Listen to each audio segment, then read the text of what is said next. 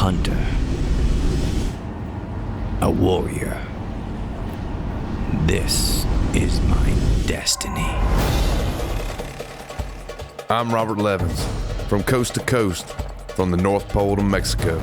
I am going to travel this continent in search of taking one of every male big game species with just my bow. Yes! It's the greatest achievement an archer can earn in all of North America.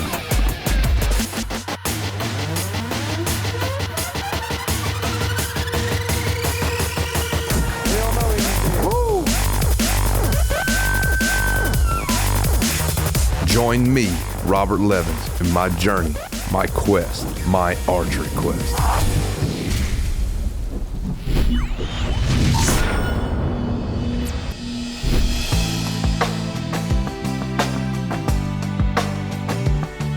I'm from a small town in Louisiana called Alexandria, and it's located right in the center of the state. It's a great, fun little town. It's where I grew up and it's where I learned to hunt.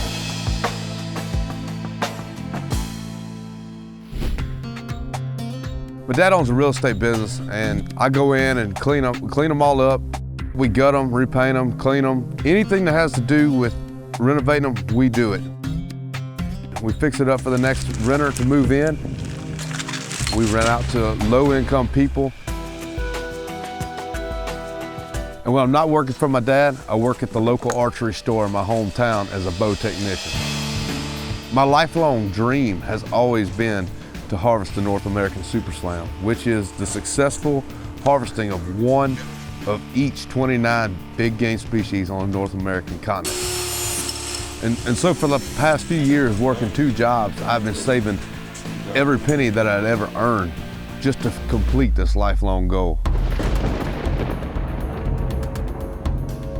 My Uncle Pat, for the first time when I was 6 years old, took me hunting in Tullis, Louisiana, and I took to it immediately. I was captivated. I never put it down, and that's where I really learned how to hunt. And it was through this first experience that I really developed a passion for archery. 90% of everything that I know about hunting, I learned from watching him growing up.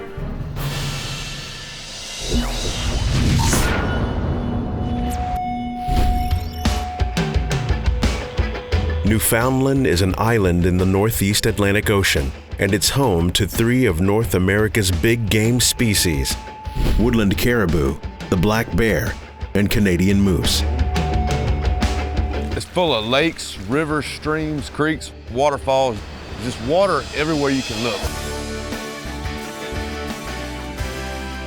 It's got barren grounds, rolling hills, it's got cut over timber, and it's the only place on the planet that you can find the woodland caribou.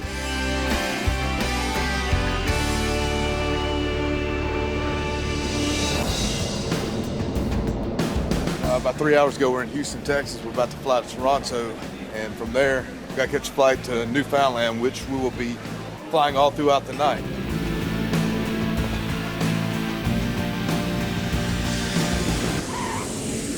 After more than 24 hours of travel, the crew finally arrives in Newfoundland. I flew from Alexandria to Houston, from Houston to Toronto, and then from Toronto to Deer Lake. It was so good to finally be in Newfoundland, Canada, knowing that I had a week to cross off 3 of my North American Super Slam animals. I was hunting with Ray's Hunting and Fishing Lodge, one of the premier outfitters in Newfoundland, Canada. When I showed up at Ray's Hunting and Fishing Lodge, I was really impressed. With more than 8,000 square foot of living accommodations, it was very spacious and very comfortable. And the greatest part about it all was they were home to some of the best moose, caribou, and black bear hunting in all of Newfoundland. I was home away from home. Finally made it. It's about 36 hours of travel, but we're here and we got a whole week.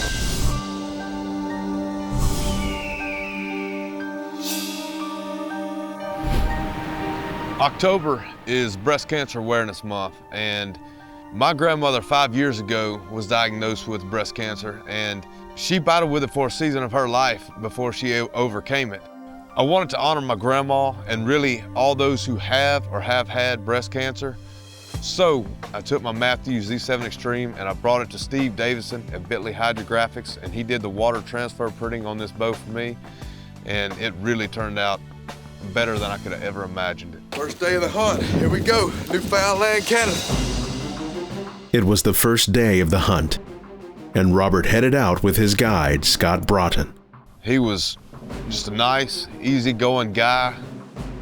Laughed, joked, just an all-around great guy to be around for 7 days in Newfoundland. And the best part about him was he had been doing this for so long. He knew the area of the land. We were hunting on 2,000 square miles. Glassing is the key. Lots of glass. He knew what it took to get a client into archery range, and that's what really makes a successful outfitter. We provide 3 hunts here in the fall. We provide a moose, spot and stock. We provide caribou, spot and stock, and we also provide black bear, spot and stock. First day, Scott says, hey, look, man, we're gonna go and we're gonna set up a call and see if we can get some moose to come in. And we're crossing creeks and crushing ice, and just snow is just everywhere. It's very, very cold. I'm gonna get up a little bit higher. Their tendency is to come in downwind, and 9 times out of 10, they'll use this natural funnel. And we set up the call for about 30 minutes.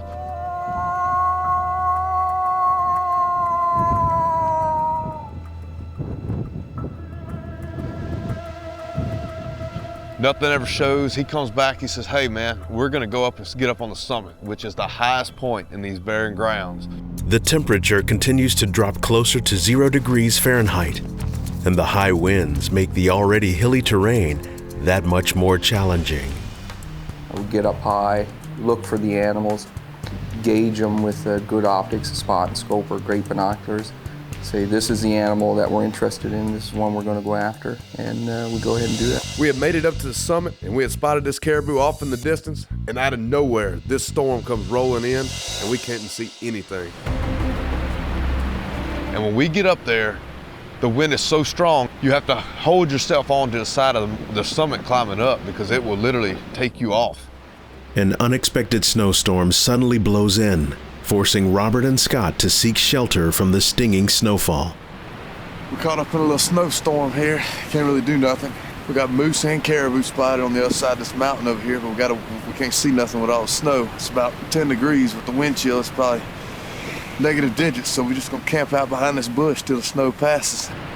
It was one of the worst pains I'd ever been in my life. It's 0 degrees, wind blowing 30 miles an hour, stuck in a snowstorm. I could not feel my fingers. My face was solid froze. I don't know what else to do but sit here and thaw out. I was ready to just give up, ready to go back to the camp.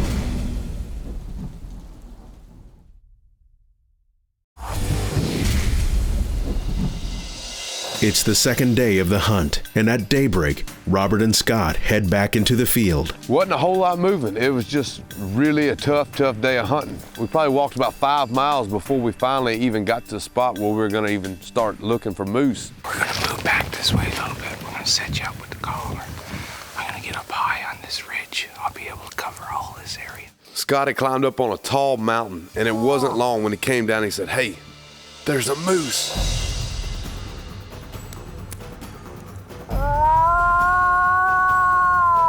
And we finally get down within about 300 yards of this moose. Scott had the horns, the plywood horns, and he was conning this moose to come out. The snow was falling heavily, and the temperatures were below 0. He starts easing closer and easing closer. And here it is, the second day of the hunt. My heart is pounding. I can barely catch my breath. The wind is blowing. Snow is everywhere. And I knew this right here could be my moment that I've been waiting for. Robert goes to get an arrow when he realizes that something was wrong. And I noticed that my arrow rest had been knocked off. It was real loose. The screw had been backed out. I don't know what happened. Just somewhere along the lines, it malfunctioned. At only 40 yards away, this bull presents a great shot. And there's nothing I can do. I look at my cameraman and tell him, hey, I can't do anything. The bow is no longer paper tuned. I have no idea where this arrow is gonna fly. All I could do is just sit and watch that bull walk away. It was a huge disappointment for Robert. The ever-changing weather conditions in Newfoundland brought about great challenge.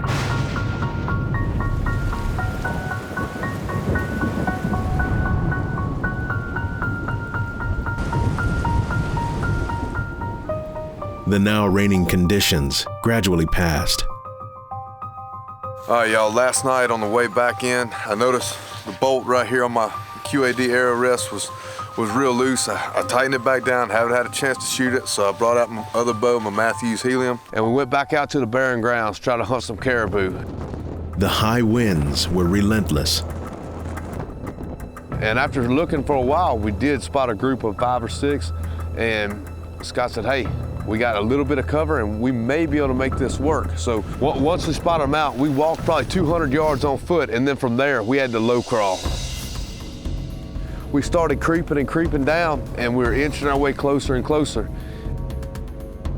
And we got to about 75 yards. Every step Scott and Robert made had to be carefully placed. I was turned to my left, hoping that they were gonna come this way, but they didn't. And one female started going out to the right, and the rest of the group followed them. And I could not get turned without spooking them. I was going to take this woodland caribou. He wasn't a monster, he wasn't a trophy, but in these weather conditions with a bow, any animal's a trophy. Shortly afterwards, this herd of caribou got downwind of them and took off. Golly, that was so close, man. That really concluded that day of hunting.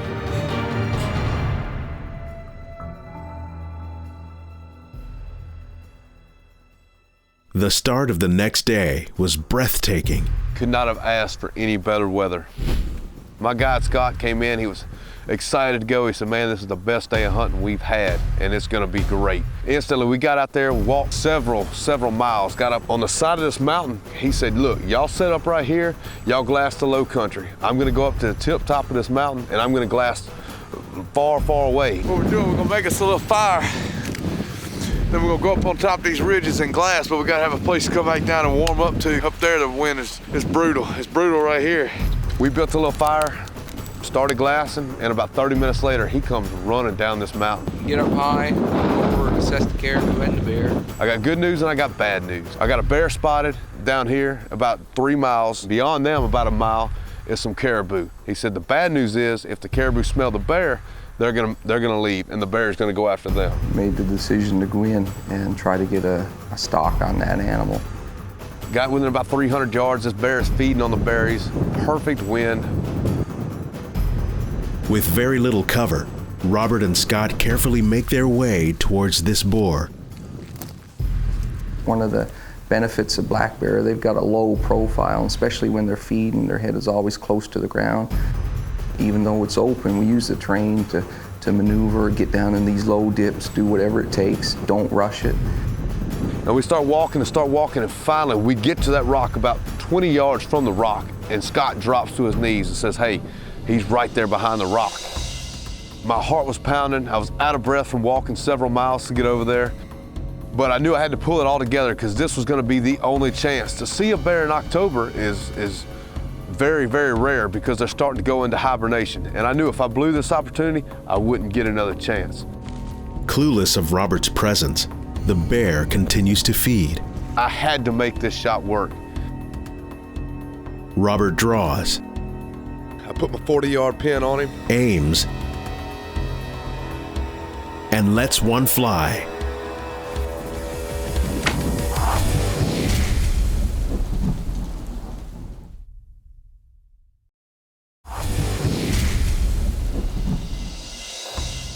My heart was pounding. I was out of breath from walking several miles to get over there. But I knew I had to pull it all together because this was gonna be the only chance. To see a bear in October is very, very rare because they're starting to go into hibernation. And I knew if I blew this opportunity, I wouldn't get another chance. I drew that bow back.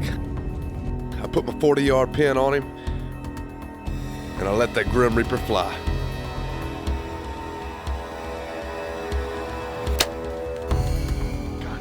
I drew that Matthews Helium back and shot him at 42 yards, quartering away. Kind of went in, kind of back, but when it came out, it was right through the pump house, and he may have ran 80 yards and fell over. Derek, you had the camera rolling. Yeah, tell me you had the camera rolling. Yeah, baby. We stalked that thing from 3 miles over there. Scott was bedded up on top of Mountain Ridge. My heart was pounding. I was out of breath from walking several miles to get over there. Shot him at 42 yards. We're walking up to him, and here I am thinking, wow, I finally get to put my hands on this bear. As they got close to this boar, they realized just what a prized trophy he was. Congratulations. Thank you, Scott. Excellent shoot. My God. After I had shot that animal, I was sitting there with Scott, and I was like, wow, you know, this really gives me motivation for the rest of the week. What a hunt, man. Good job. Excellent Thank shoot. you. All of a sudden, Scott says, hey, man, we still got caribou a mile over this ridge up here. Let's go see if we can't get up on them. If I can get him to come within shot range, okay? All right. Perfect. Let's go, Derek. Scott says, hey, look, man, this is on you and Derek. I'm gonna sit back here. I'm gonna try to do a little calling, see if I can't get them in close. If you can make it to this bush, I got a great feeling that you're gonna get a shot at this caribou. I moved back further and created a visual diversion. It was a bit windy there. Start easing down, trying to get a little lower, and boom, we spot one down by this lake, kind of feeding. We start easing and easing down there, watching him, making sure he's not seeing us going down this ridge. We got a caribou coming up the ridge right at us. The wind's not great, but we gotta see what we can work with. This caribou bull makes its way from behind the bush. Wind was blowing in such a manner that as the caribou approached Robert, there would be definitely a time when that wind would be blowing directly to the caribou, and it was at a point where that caribou needed to be where Robert's scent was blowing downwind for Robert to make a perfect broadside shot. And we finally get into position. I'm ranging all these different areas that I'm hoping that he's gonna walk. And sure enough, he walks right past this one little area that I had ranged at 55 yards. Once we finally got behind this bush, we got in position, I threw up my Swarovski optics, and I could tell, I said, wow, man, this bull is really nice. He's got big double shovels, nice bears, decent tops. This is definitely a shooter caribou. The bull continues to graze along the berry patches, giving Robert a great view. I drew my bow back while he was still walking, praying that he would stop and give me the perfect shot opportunity. And I let that Grim Reaper fly. Drilled him, baby. Didn't at first see the shot and thought that he might have gotten the wind of Robert and put my binoculars up, and that's when I noticed Robert had indeed made a great shot on him. That was a little over 50 yards. Once I saw that Grim Reaper slice through him, he runs about 60 yards, starts spinning around, boom, done. Yeah. Woo! When Scott finally came down the ridge, man, Oh, yeah. Yeah, baby. Did you see that? the excitement was, You got him in, man. I can't even explain it. Yeah, man. Give me a hug. Oh, God. When I finally got down there and I was holding those horns in my hands, I felt so privileged that, you know, we had harvested 2 big game species within 1 hour of each other. Oh, Woodland Caribou, man. Great definition. Look at the palms. Look at the bears. Good points. My gosh, 55 yards. Knowing that I had a few days left to just concentrate on moose, I knew I had a great chance at harvesting the Newfoundland Slam. Gave him the old bag trick, snorting and grunting. Came right in, 55 yards. Put him down with a Grim Reaper broadhead. Golly.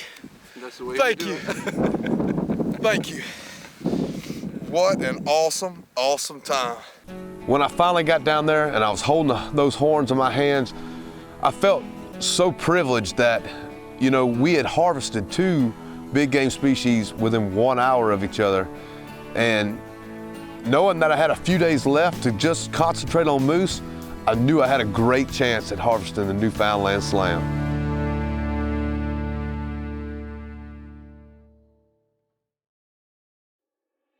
It's a brand new day at the lodge, and an entire week has almost gone by. It's the last day, and Robert understands that though he has taken 2 of the 3 on the Grand Slam list, this is the day that he would have to make it all happen. This is the last tag I have. Canadian moose, last day of the hunt. if we get this Newfoundland Slam, nobody else has ever done it. Another guide has joined the team this day, as the expectations of filling this moose tag is very high. Chris Duffett, one of Scott's cousins, who is also a guide there at Ray's Hunting and Fishing Lodge, and he said, hey, y'all mind if I come with y'all? Sure, the more eyes, the better. 2 days earlier, Chris and his client had successfully taken a Canadian moose in an area, and Scott wanted to go and check this out because Chris told us that there was another bull with about 9 cows in there with him. It wasn't very long into the walk before Scott spots a herd of moose very far away. We spot these moose first light on the side of a ridge. They had to move quickly before the herd moved away. And Scott says, hey, we have very little time. We need to get up there before they move off. So they decided to make the 45-minute walk towards them. So we take off on foot, get up there within striking distance, you know, within about 200 yards, and he pulls out the plywood horn. They knew we were there, and we put up those antlers, and we maintained a single profile. Using the wooden horns to make the moose curious, Scott edged towards this herd, Robert following close behind. Making our way a little closer. We get to about 80 yards and Scott just stops and this moose starts easing right into us. He didn't want any part of us being there. And when you mimic that species, you got a real good chance of being successful at close range. Scott turns after this bull had stepped broadside into open at 50 yards. He turned and looked at me and he said, hey man, let him have it. My heart is pounding knowing that this was my chance.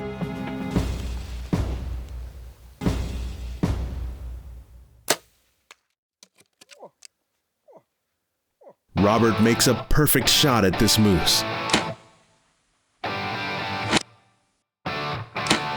And it was just an awesome feeling knowing that that bull was not going to be very far. Robert made an excellent shot. The moose ran off. We knew we had a great shot on him. Dick, Newfoundland Slam, man. It's an overwhelming end to an unbelievable week. And one of the coolest things about it was that arrow went through and through that 1,200-pound bull moose at 50 yards with a Grim Reaper razor tip broadhead. Just found this arrow and it went straight through a 1,200-pound moose. This week here in Newfoundland, shot a bear, a caribou, and a moose. And I've never been more impressed with a broadhead in all my life. We finally get up to this bull. Look at the size of this moose, man. And he is monstrous. Yeah. What a big animal, eh? What an awesome bull, man. You know, after spending the whole week with Scott and getting to know him, Good job, buddy. Thank you, Scott. Great job. Thank you so much. sometimes it's not all about the hunt, but about the friends you made and the memories that will last a lifetime. Yeah, yeah, man. Congratulations. Thank you so much, Derek. Thank you, buddy.